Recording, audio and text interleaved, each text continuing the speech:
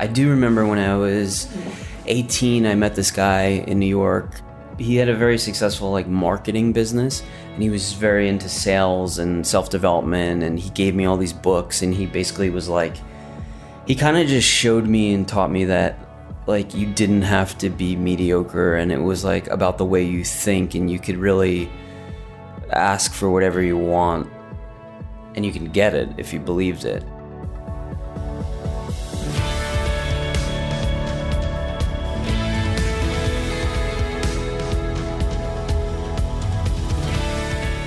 Welcome to DIG's Influencer Podcast, the Titans of Real Estate.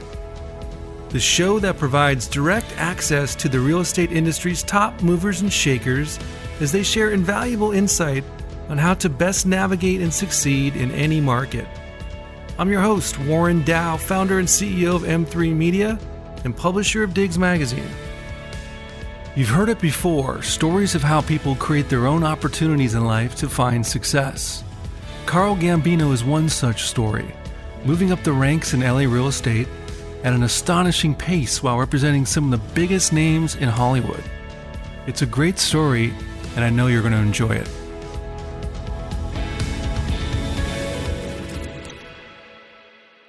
Today's guest is a top-performing agent at Westside Estate Agency in Beverly Hills, and at the young age of 34, has already become one of LA's top agents, having represented A-list clientele such as Alex Rodriguez, Jennifer Lopez, Harry Styles, Travis Scott, Nick Jonas, and Sophie Turner, just to name a few.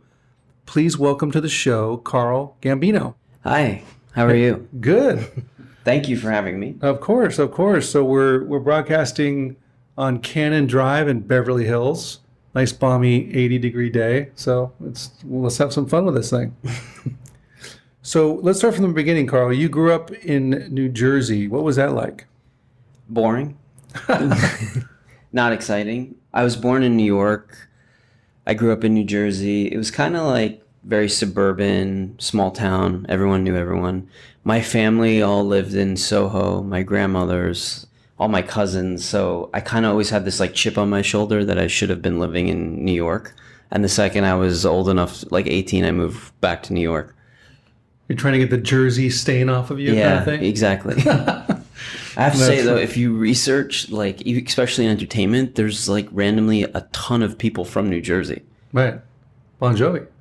It's Bon Jovi, Bradley Cooper. There's so many. So Jersey's more working class, right? Blue collar? Yeah. When I was younger, we didn't even know a millionaire. Wow. So what did your parents do for work? My dad was a banker, and he started as a teller in the Empire State Building when he was 19. So he just worked his way up. He's an extremely hard worker. He's been in banking over 30 years. We always had everything we needed. We didn't come from money at all, though. My mother was a teacher. Okay. And do you have any siblings? Yeah, I have a younger brother. He's actually developmentally delayed, so he's special ed. My mom stopped working and just stayed home with us when we were growing up. So the two of you, and are your parents still around? Yeah, and they're married still. And they live in New York? They live in New Jersey. Oh, Jersey, okay. My grandmothers and cousins and stuff live in New York. Gotcha. Okay, cool. So do you have a formative story about your childhood was there anything, or even in your life that you remember that gave you pause or insight into sort of who you are and what you do today? Is there anything that you can remember? Not so much in my childhood. I do remember when I was 18, I met this guy in New York. He had a very successful marketing business, and he was very into sales and self-development, and he gave me all these books, and he basically was he kind of just showed me and taught me that you didn't have to be mediocre, and it was about the way you think, and you could really ask for whatever you want, and you can get it if you believed it. And that was I remember thinking wow, I come from this kind of limiting old school Guido background, and this was the first time where I was wow, you don't have to just get a job doing anything and work 9 to 5 for the rest of your life. Did he give you the Napoleon Hill book? Yeah, I've read every single one of them. Yeah. He also gave me cassette tapes of How to Master the Art of Selling by Tom Hopkins. It was before they were even on CD. And I've read Napoleon Hill, Think and Grow Rich, like a million times. I love that book. Yeah. It's a classic for sure. So did you have any like early aspirations as a kid? Like, hey, when I grow up, I want to be this, I want to do this. Or did you have any sort of those kind of thoughts, or are you just kind of making your way? I mean, I loved music. I thought a lot about being in the music business and playing in bands and stuff like that. I do remember like as a child having like really, really strong ambition always and wanting to be at like an ultra high level, but like kind of like pushing it back down because of what I just said about how I was brought up. And that like when I met that guy, it was the first time where I would like actually, it was weird. It was like almost like I was ashamed of it because it was like not where I came from. Mm-hmm. Are you a Capricorn, by the way? No, Leo. Okay. So let's talk about how you got into real estate. And I heard that you had a funny Wolf on Wall Street type moment when you first got into real estate. Tell us about that. So after I met that guy, he was like, you should do sales because it doesn't limit like what you can make. And I had all these friends and cousins that were like, no, you need to go to college and get a job. And I kind of was like, I hated school and I was completely down with the fact where I like wouldn't limit my income. And I was selling accounting services in the Empire State Building and I hated it. And I actually smoked cigarettes at the time, and I would like go outside for a smoke break, and all these tourists would be like, do you know where the Empire State Building is? And I'd be like, you're fucking leaning on it. And look up. Yeah. And I met this guy at an event, and he was like this like flashy, like sharky salesman. Like it was almost like an SNL skit. And he was like, what do you do? And I was like, I'm selling accounting services. And he's like, I do real estate. I sell multifamily buildings. We make millions of dollars. And he's like, come to my office on Monday. And I was like, you know what? Like, what do I have to lose? This guy's absurd. But I went there. He even had like the license plate that said closer, like on his Mercedes. And they really did have this like chop shop multifamily brokerage that made millions of dollars. And I started there. And basically they gave you a book and a phone, and they're like, call every landlord in Manhattan. You didn't even have a computer. And you had these like big landlord books that you just like flipped through and called all day long, and they would track your calls. So you had to make like 500 phone calls a day. And I mean, that just made me like kind of immune to rejection after a certain point. I had a similar experience I want to share with you because I sold insurance right out of college. Same thing. I could afford one bad suit. So I had one suit and I had a little office. You know, they gave me a pencil and a phone book and a phone. They said, go, start calling people. It was humbling, but it was exciting at the same time because it's like you have to build something out of nothing. Yeah, that's exactly what like this was nothing. like. So the rejection is kind of like, bring it on. I'm just going to keep getting rejected and keep until, wow, I got something. I got, somebody wants to talk to me. Cool. But those gave me layers and layers of confidence and learning how to communicate. Yeah, that's exactly what it was like for me. I had like these huge oversized suit actually. I also in the summers did residential leasing in New York, which is another like super shady business where you post these ads online and you get like a million phone calls, and we would post like rent controlled 2-bedroom in the West Village, and then you'd be like, oh, that rented, but I have this, this, and this. And you'd be like, the best thing to do is come in the office. We'll go through all the things, like all the new listings. We'll take you out. And you have to get them to come to the office hating you for kind of being phony. They have to pay this astronomical fee. The tenant pays 15% of the annual rent in New York, to liking you, to doing a deal that day and walking him to the bank. So between that and the multifamily phone sales, it was like the greatest sales training I could have ever experienced. So what year was that? I'm 34 now. I was 22. 22. So that's when you basically officially started. Yes. 22 years old. And what was your first sale? Was it more of a lease or? Well, I did a ton of leases. So I guess the first thing I did was residential leases. But my first actual sale was I sold a 7-unit building in Park Slope in Brooklyn. What was the price? It was like $1,550,000, which at the time to me was like $1 billion. Right. And it was like, what's it worth now, you think? 4. He's actually, I saw the guy not that long ago and he's getting offers at 4. Nice. That's real estate for you, right? Yeah. Okay, so how long were you in New York doing that? How long was that gig?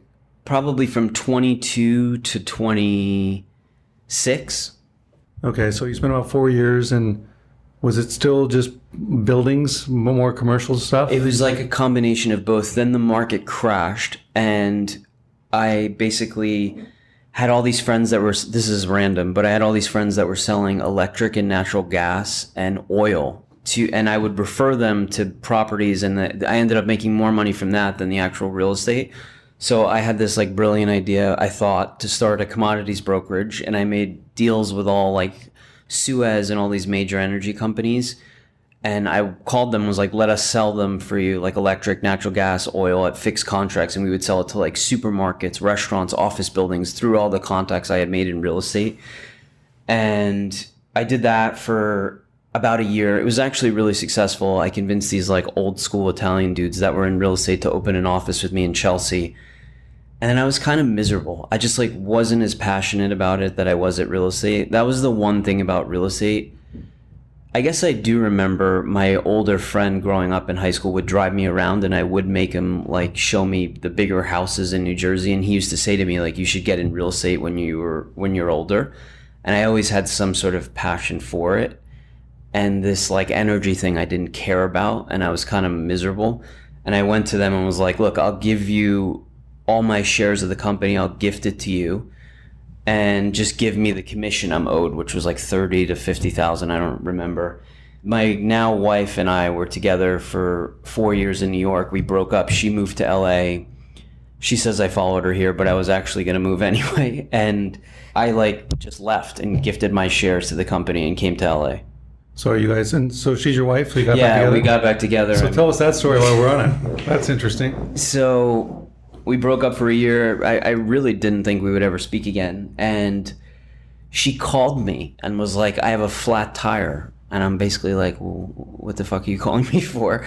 And she's like, I don't know who to call. And I was like, you know, what's random is I'm actually moving to LA, which she was in shock. Cause like I said, I come from an old school Italian family. Like you never leave your family. I didn't know anyone in the West Coast. And she was like, you can come stay with me and see where you want to live. And I stayed with her. She wrote me the super long letter, how we were just friends and I was sleeping on the couch. I ripped it up after like one page, and then we got back together and have been together ever since. And we have a baby now. Well, that's a cool story. Cool story. So, okay, so you get into LA. So what's your first gig? Like, how do you... So I got a job just doing anything. I was working for this developer he was building this celebrity's house. I knew nothing about construction. He just generally, someone referred me to him. It was $12 an hour. I could like barely pay my bills. And I called him and he's like, your name's Carl Gambino? And I was like, yeah. And he's like, at least the cement will be delivered on time. He's like, you're hired. And I didn't know anything, like I said, about construction. And that guy used to be one of the biggest developers in Beverly Hills. He did the Buster Keaton estate and all these houses. And he kept telling me, he's like, you should get your real estate license in LA.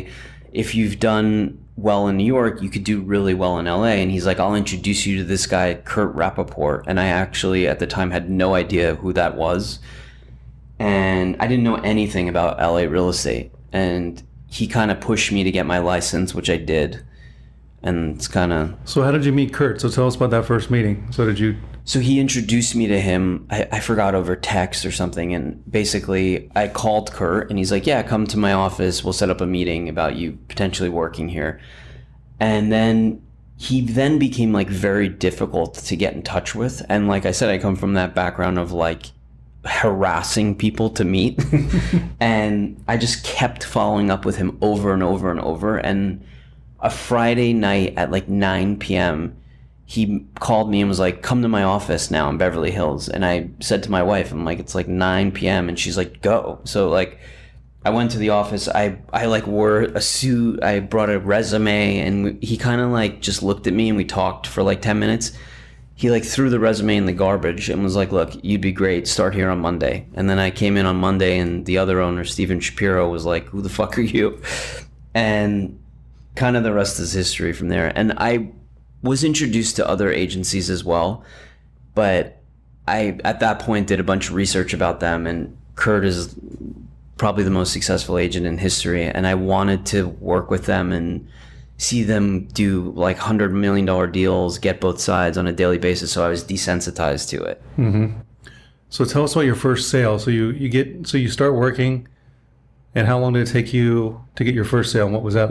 So in LA, I was also doing like creative things in between. I was even like walking dogs to pay my bills, and I was writing, and then I met this agent, and I kept harassing him to rep me as a writer, and he's like, I'm never gonna rep you. I rep Woody Allen. But he's like, I'm looking for a house.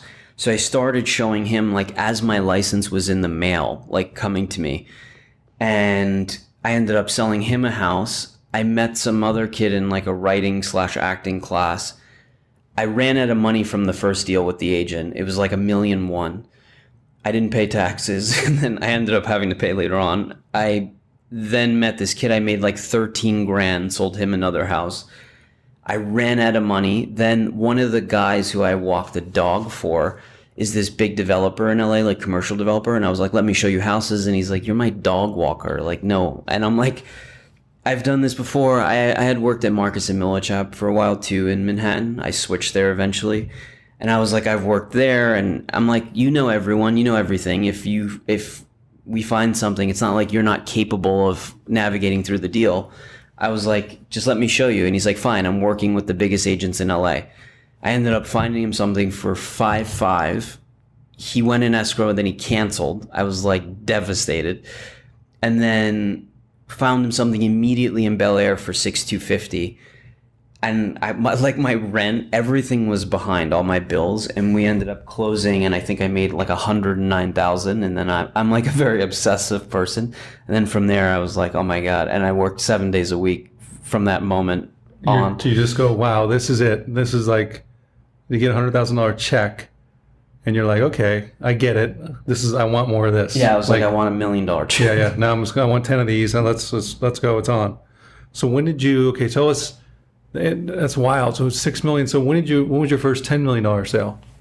I think maybe the following year after that, I sold something for like 13,250. And then again, it was like, wow, like now this is the same job as $1 million sale. And that's the thing that like about this business, like obviously the clientele is very different, and at certain times at a higher level, they're more sophisticated, or certain times they're not. But the one thing I really notice is it's like mainly about belief in your ability and networking and believing you can do it. Because it's literally like if you sell a $50 million house or a $1 million house, like the actual steps to take action through it are the same. I mean, the money's more valuable to someone selling $1 million house. So in a sense, it could even be easier at points to do a larger sale because they know what they want and the money's not as valuable to them. So let's talk about your personal growth trajectory, because it's amazing. And like this year, 2019, you're going to sell well over 100 million. What was last year? I think I did around 75 million. I also do it in New York still. So what I did was I switched my license to this guy named Adam Maudlin in New York. He's an agent that Kurt works with a lot. He's one of the most successful agents in New York. So what started happening is like by me doing LA high-end residential, I was getting more and more business in New York. So if it's buyers, I'll fly back with them. I'm actually selling an apartment on Mott right now. If it's listings, I co-list it with Adam. So between New York and LA last year, I would say it was around 75 million. And then this year, it's going to be well over 100 million. So it's amazing in a very short amount of time. And how did you get hooked up with so many celebrity clientele? Because you've got like this Rolodex of all these who's who, the people that you're representing. How did you break into that very, very elite group? I think it's just like anything else. It's like about networking and who you meet and going out in LA. And then I kind of was fortunate that two of my best friends were singers, and they helped me in the beginning by giving me like some of my first listings in LA. And it kind of, from there you meet their business managers, and if they understand like your capability and that you're great with discretion, they'll refer you other clients. And then you're talking about the Jonas Brothers? I mean, one of them. Yeah, one of them. So how did you meet them? They've just been my friends forever. And one of them, Joe, was actually like great and gave me my first listing in LA. And he's my son's godfather. And it was like, that was very fortunate. And then I had another like indie singer that was a friend of mine that I started selling a bunch of property to. And then, like I said, it just parlayed from there. And did you meet Joe in LA? Yes. So you met all these people in LA? Yeah, one of them I knew years ago in New York, like another singer. But basically, when I came to LA, I didn't know anyone in LA. That's great. So What a networking story too. I mean, the fact that you. Well, the other thing is like celebrities have access to the best of everything. So if you like work with them, it really puts you in this like humble, great light that like people start to want to work with you in a sense of they're like, oh, if they're using them, then they must be very good at their job because they can use anyone and they have access to the best of everything. So that was something I kind of noticed too. All right, so let's talk about the hyper-competitive world of LA real estate. You know, we're talking about all these celebrities and, you know, all these A-list clients. This is arguably the most, you know, or one of the priciest markets anywhere in the world. What's different about working with celebrity clients? I'm sure discretion and privacy is huge. What are the other things working with, you know, this type of client? I just think like discretion and privacy is a major aspect of it, like you said, and I think also just being available, like always being available. Like I answer my phone at all times, and unfortunately, like my wife will get furious, but that's like part of the job, and just like I said, just always being available. So, well, first, a question I have for you is like, if you know that one of these big $20-30 million plus estates is about to go on sale. I mean, do these clientele, these A-list celebrities, are they interviewing a bunch of agents, or are they going to sort of whoever's in their very close network or their business manager? I think it's probably a mix. I think a lot of the ones I work with are already relationships that I have that you want to be like their go-to person for real estate. And I think there's other times where I know there's times where we go against other agents, and then the business managers are the one who pick because the people are very far removed from it.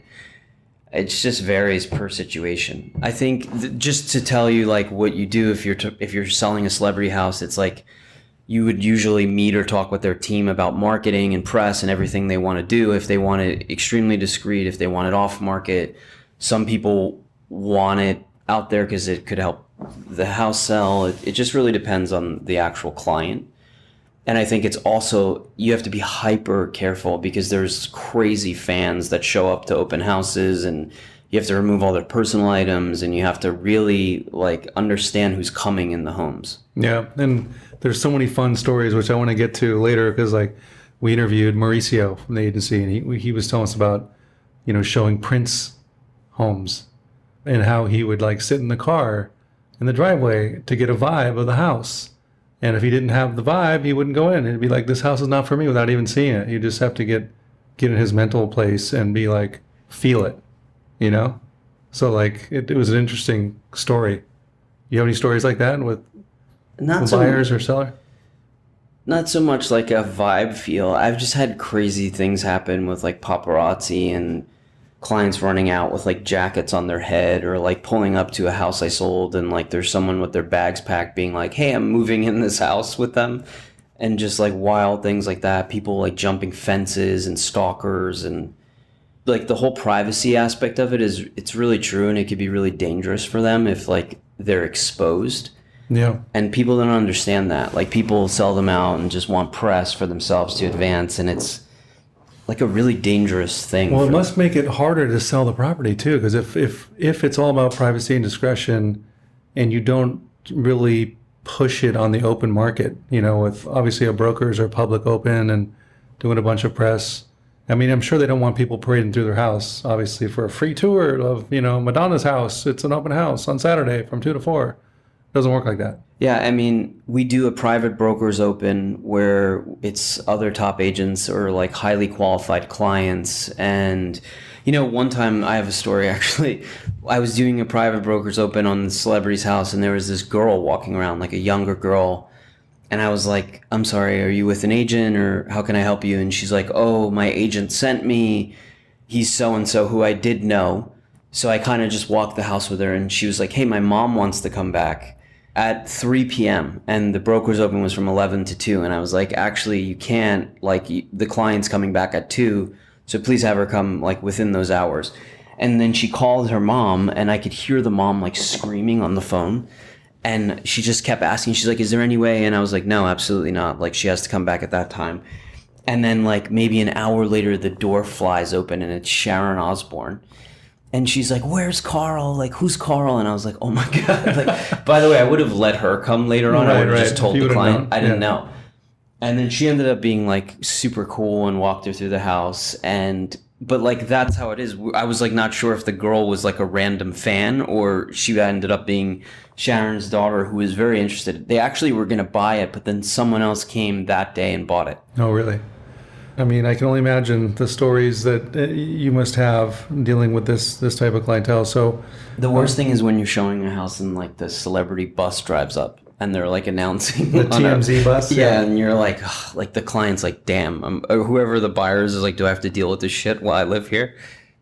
So let's go back to sort of your trajectory and your experience. What do you think so far in your career has been the biggest failure or mistake or sort of like a lesson learned moment for you?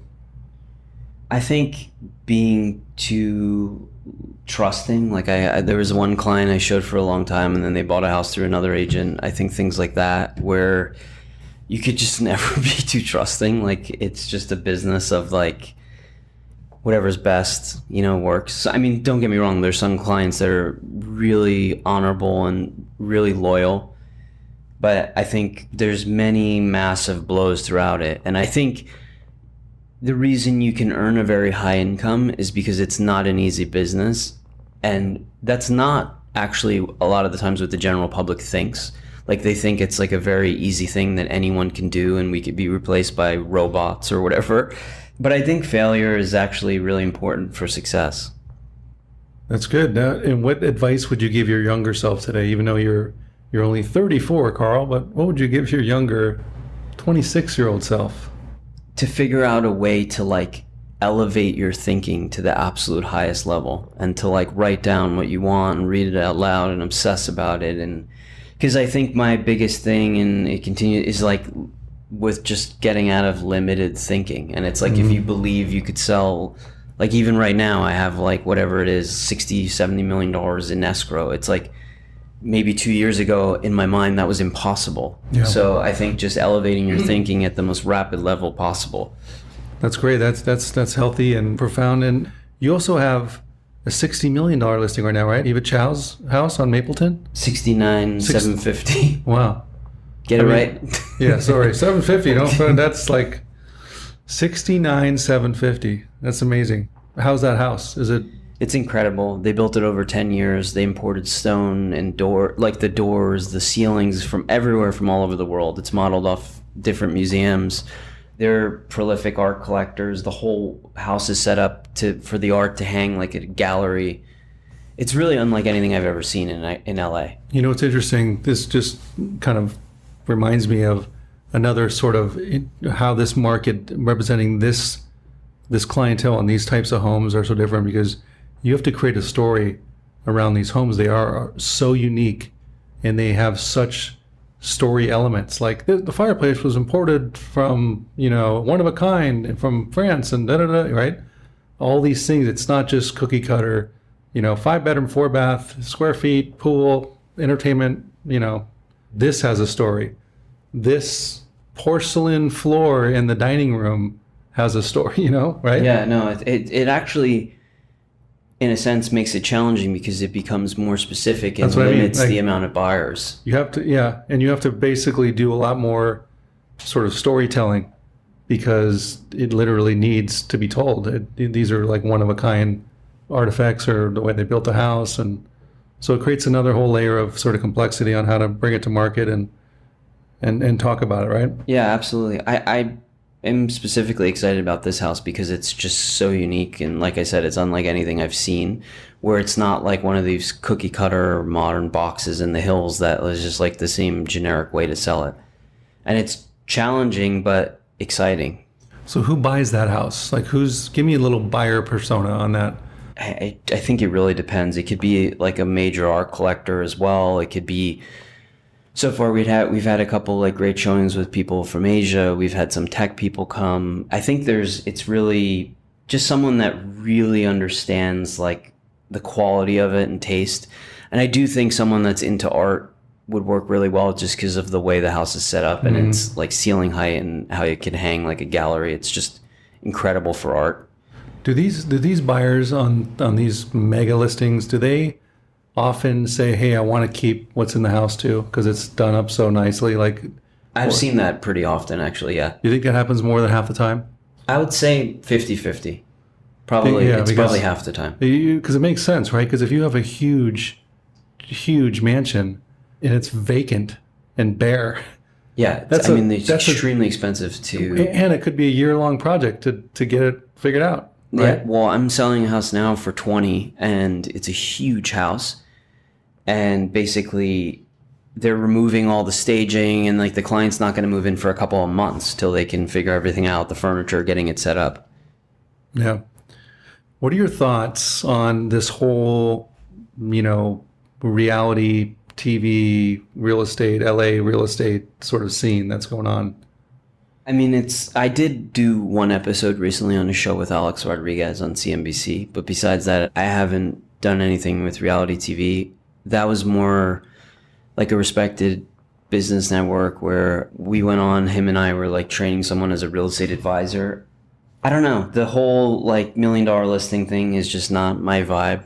And I think that it's great for the agents that are on it, and I think they get a lot of business from it. And I respect them and do deals with a lot of them, and it's just not what I do. And I think a lot of the clients I work with wouldn't work with me if I were doing that. I like to ask this question to people that are at your level in terms of who deal with this, who could be on that kind of a show. And because my perception is it has the potential to create a false narrative on, geez, look how easy this is. I just have to get my license and I can sell $10 million homes and like so easy. I just drive around in my Rolls and it makes it look like deals are like happening nonstop and they're transactions that are just very quick and easy. I think a lot of it's scripted too and not real.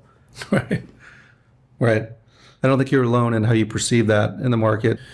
What do you think about this whole iBuyer? Are you familiar with that term, iBuyer, and the whole sort of Proptech? Yes, 100%. I've read maybe 50 articles on it. I think that I understand what they're trying to achieve. I think if you read any of the interviews with a lot of the people that own the companies, they specifically say that they're not trying to weed out all real estate agents. I think there's a market they're trying to weed out. And I think in the ultra high end, just as stockbrokers, how people say stockbrokers became obsolete, there's still a niche ultra high end consultancy. Yeah.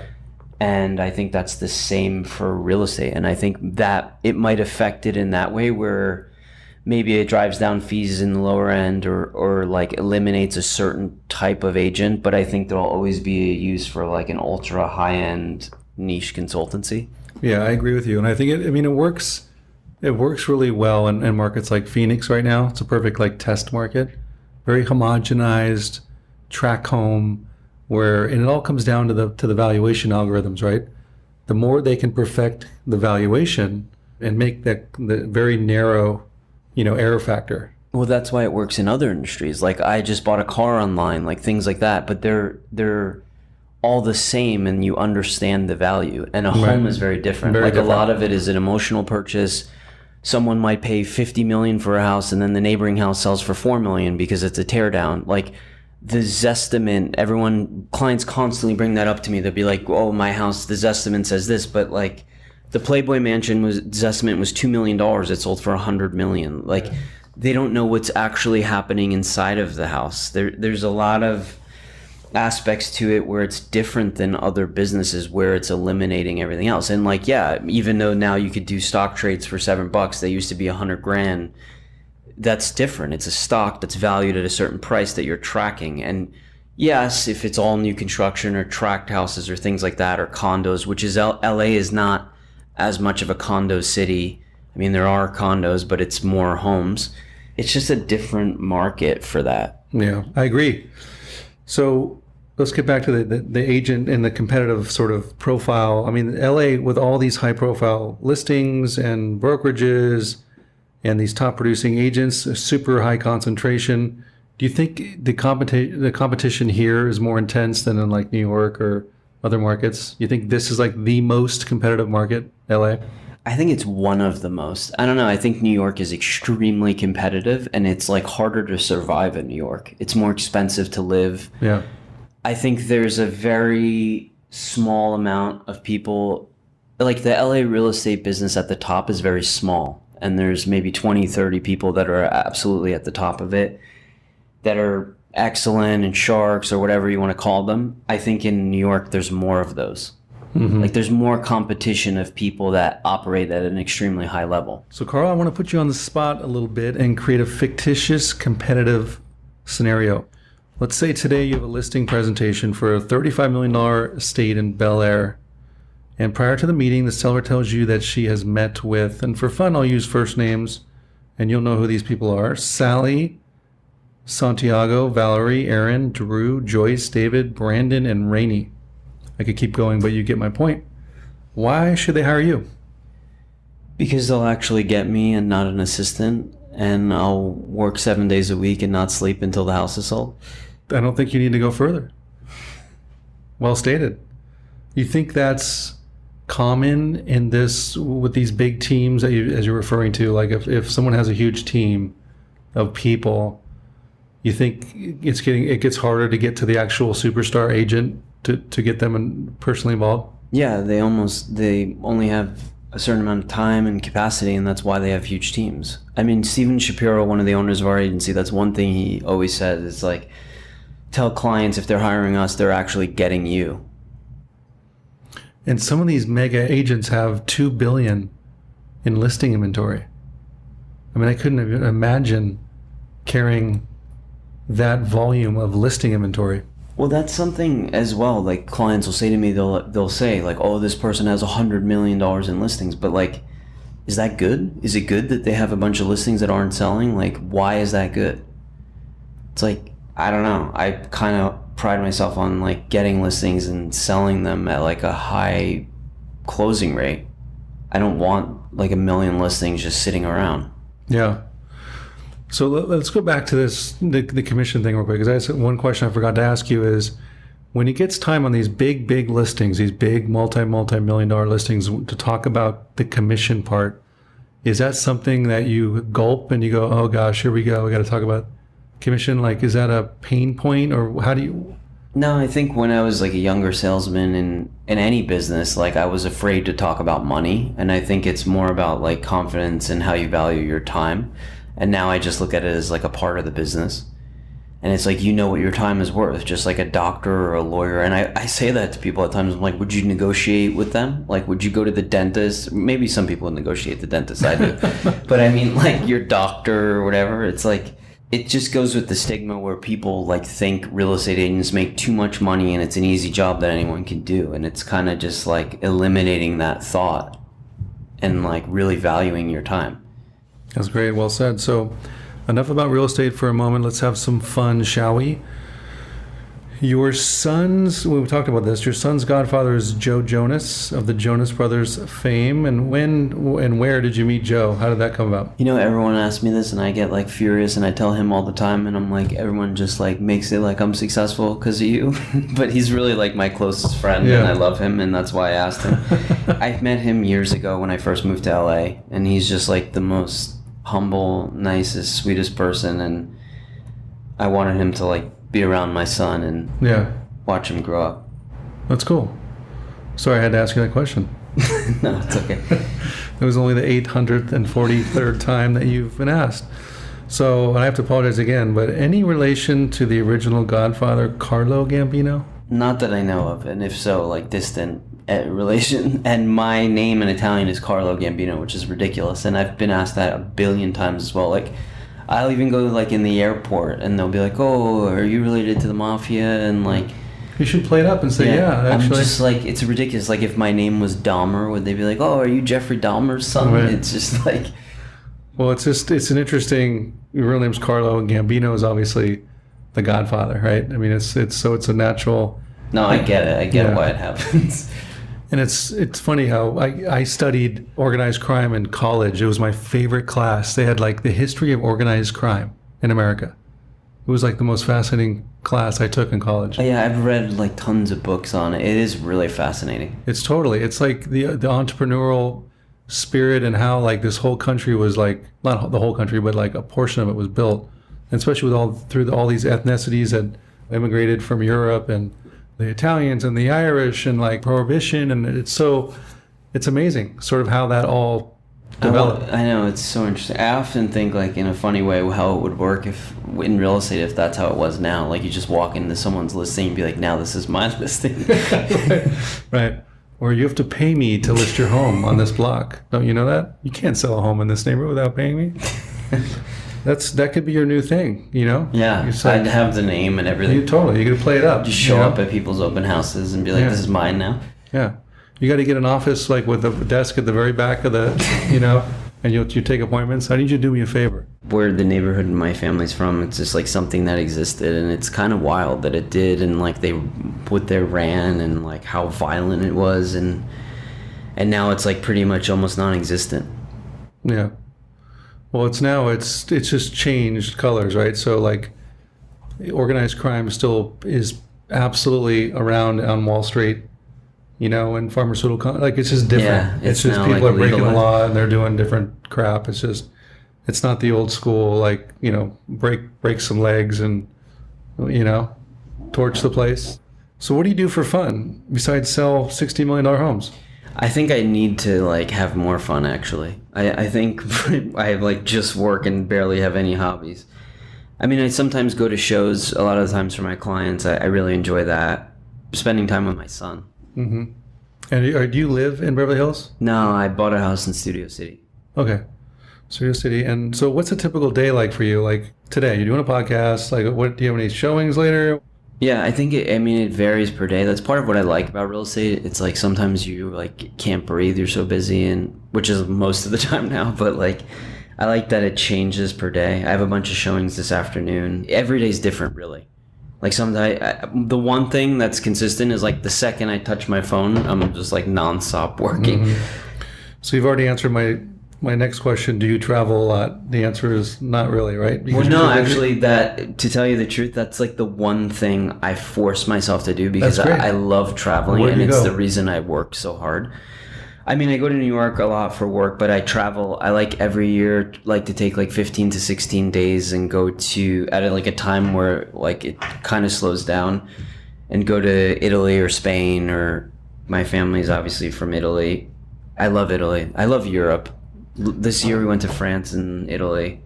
I want to go to Italy so bad. I'm Canadian. I was born in Toronto. My parents moved here when I was about 2.5. So I'm basically raised Southern California. I'd never been to Europe. Oh, wow. I want to go. And my dad has Scottish roots as well. And they've been to Scotland a million times. And I'm like, God, I want to get out of here and go see the world. But I love it so much. I can't explain it when I get there. It's like, I feel like it's where I'm supposed to be. It's weird. I went to Puglia, this like part of Italy, like the southern tip this summer, or 2 summers in a row. And I love it there. It's just beautiful, and the food is incredible. That's interesting you say that, because I think I feel the same when I'm in Canada, especially like British Columbia. We travel there a lot, Vancouver Island, and it must be in our DNA. Like you're Italian, when you're back, quote unquote, home, you sense it, like that's your DNA is from there. Yeah, you know what I mean? There's some weird. The first time I went to Italy, I went to Rome, and I remember like stepping off the plane and immediately feeling that. Yeah, I feel the same when I'm in Canada. It's like this weird sense of belonging, or just like, I don't know, it's just weird. Actually, there's a huge amount of Canadians moving here. Like, I have a big Canadian clientele, especially from Toronto. Yeah. The one thing we didn't talk about that I wanted to tell you is I think the San Fernando Valley is on fire, and not in like negative terms. Like, I think it's a great investment, and be specific. Where in Santa? From Encino to Studio City, even North Hollywood. I just really believe in it. Like, I'm selling a house off market now in Encino for $20,000, which is the highest sale in the history. I'm selling a second one for $14,100, which is, I guess, also the highest in history. Well, it's interesting you say that, because Encino used to be the spot. I know, like back in the day. Yeah. I mean, way back. And Michael Jackson, his parents lived in Encino, like back over there. And I remember, because I grew up in Westlake Village, we used to drive, because they had better restaurants like down in the valley, and we would, for fun, we'd tour some of those streets to see those mega, back then in the 70s, mega mansions. Oh, Michael Jackson's, Yeah, now all of a sudden I'm getting a lot of clients that were Beverly Hills buyers that are like, why not drive 20 minutes, get double the land and house size and have privacy. Ton of restaurants are opening there. They're opening Air One in the Sportsman Lodge and Equinox in Studio City / like the border of Sherman Oaks. I just really believe in it. I bought a house there. That's cool. That's good. There's your market tidbit for the day. You get way more for your money, and it's not that far away. Well, I think that it's interesting you say that because like I live in Redondo Beach. Our office, Diggs, is in Hermosa Beach, South Bay. And you get a lot of this like, okay, everything's priced out. Everything's done. Like Manhattan Beach, game over, it's over. So where's it going next? Like, and it kind of like, it's either going a little bit north. So like Redondo is having this whole, even North Redondo is having a renaissance. Inglewood with the whole stadium, like is it like El Segundo's crazy up. By the way, people ask me why I'm in LA as opposed to New York, and I met with this like very big art dealer that was huge in New York recently, and I asked him that question. And he was like, the same reason you're here. He's like, because it's where everything's happening. He's like, it used, and then I started to think about it, and it's true. Like when I first moved here, it was like basically just entertainment. Now it's tech. Now it's like every industry Silicon you could possibly Beach, think of. And tech, Hollywood. the restaurant business is exploding in hospitality, and I just think it's a great place to invest. And I don't know, I just really believe in the Valley and hear the buzz and feel it. Yeah, I agree. And I think it's like LA's always been sort of the place, but I think now it's the place. It's like internationally, it's the... It was never on the same level in my eyes as New York before, and now it is. Yeah, New York and like the Hamptons and that whole vibe. Yeah, I totally agree. So let's talk about the industry real quick, or the market. Like, how's the market been this year? Are we still flying? Yeah, it's been one of the best years I've ever had. What I am noticing though is it's like a strange marketplace where if something's like really well done, it flies off the shelf in multiples, and then if it's like mediocre or not unique in the sense of it being like high quality, it could sit. So there's like this major disconnect in like where buyers and sellers are in the market, because they're still seeing big deals happening immediately in multiples, but that's for a specific product. So like the sellers think it's a seller's market and the buyers think it's a buyer's market, and it's causing like a middle inventory to just sit. Yeah. Real estate's cyclical, right? Every 10 years ish. They say 7, but now they're expanding it to 10. Right. Well, say 7 to 10 was the safe hundreds, Everyone asks you that question if you think the market's going to crash, and I really don't know. I mean, usually we follow New York. New York has been slower, but then again, I'm having buyers buying up New York because they're like, it's great to buy. I hope no matter what, like I always have clients wanting to buy and sell, just because, first of all, a lot of entertainment-based clients have to move anyway, and then when the market drops, then there's opportunity. There's been some crazy spec development, right? There's one, they're talking about bringing out for $500 million. That's ridiculous. But I think... But is that just all PR and BS? Or? I mean, I think he would probably take 150 or 200 million for that. But I think there's a overabundance of inventory of a certain type of spec build, like those modern boxes, like or $30 million. If you look in the $15 to $25 million market in the hills of Beverly Hills and Hollywood Hills, like almost every house looks the same. Yeah, well it's because the developers are making $15 million a pop and buying the land for 11, whatever they were, and well, now I'm saying there's a turn and they're actually sitting, and then like I showed someone yesterday, we went from like 3 to 530 and we looked from like 10 to 25 million, and like I said, every single one of those houses look exactly the same, to the point where the clients are almost like, should I just buy a fixer and do it myself so I have something that's different? Yeah. Are you seeing international buying and buyers? Is it still strong, or is that starting to, and it's a two-part question, is it still strong, and are they the sort of the precursor of things to come? If they slow, does that mean here comes the slow? Or I think there's always been, I mean, there's definitely international buying in Los Angeles, but I think there's been some sort of like misconception that they drive the Los Angeles real estate market, and I don't think it's true. I think a huge portion of the major sales in Los Angeles are Americans, and I've seen a slowdown in it, especially from Chinese buyers, because it's been hard to move money out of China. But I don't think one way or another international buying like dictates where the market goes. Okay.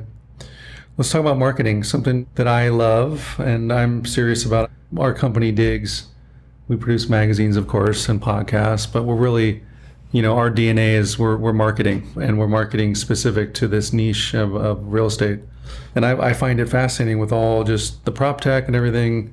Like, I've always envisioned myself in what I do being you, and being like, how can I make Carl and how can I make whoever relevant and growing and a better marketing person? What's your take on marketing for agents? Like, another quick thing is, like, I'm big on branding, especially in this content bubble that we're living in, and we've commoditized everything. So branding, I think, even though it's old school, is kind of like new school. It's harder to brand now and build brand, but it's all about, trust. What are your thoughts on?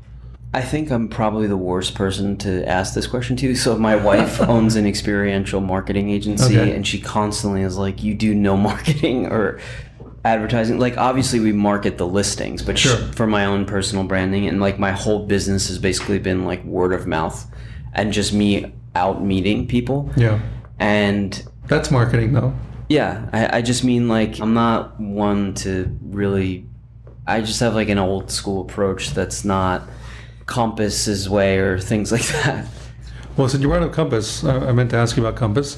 So, I mean, they're sort of all the rage and they have huge investment with SoftBank.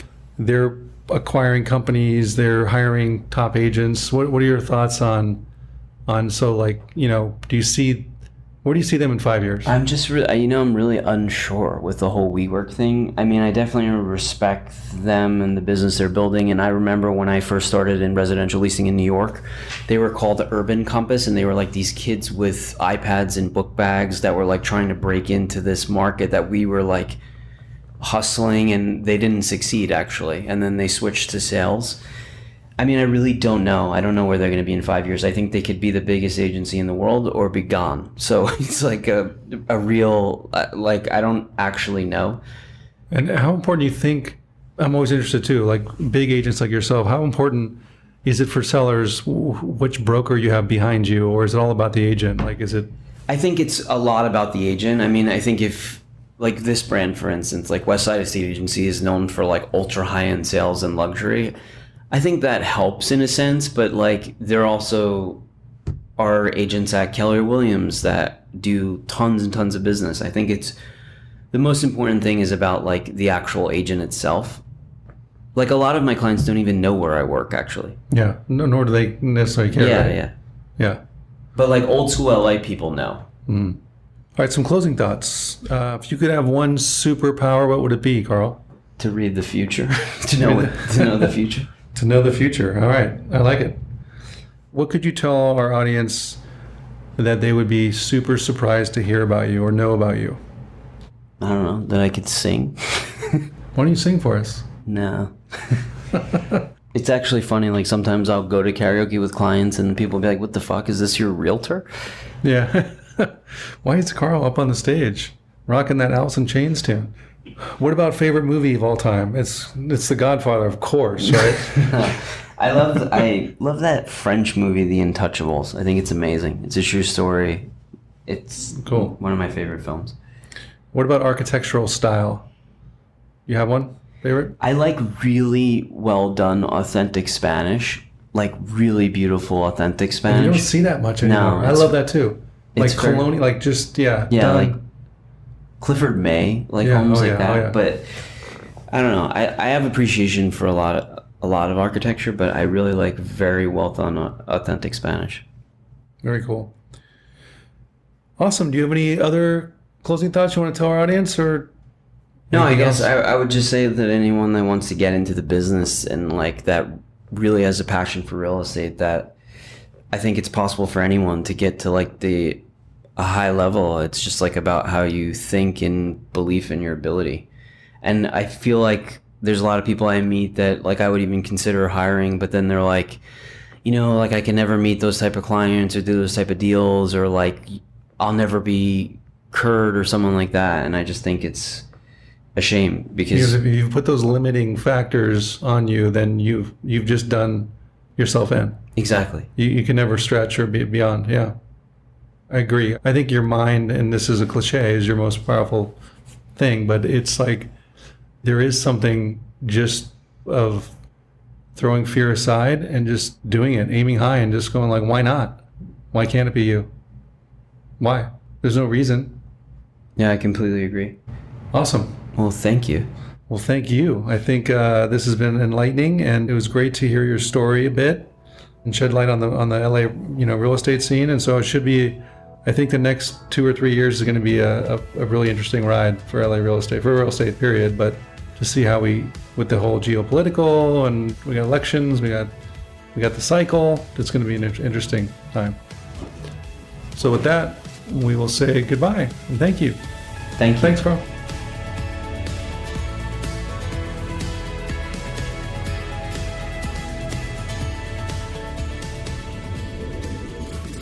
And that wraps up this episode. Thank you for tuning in, and we hope you found some value.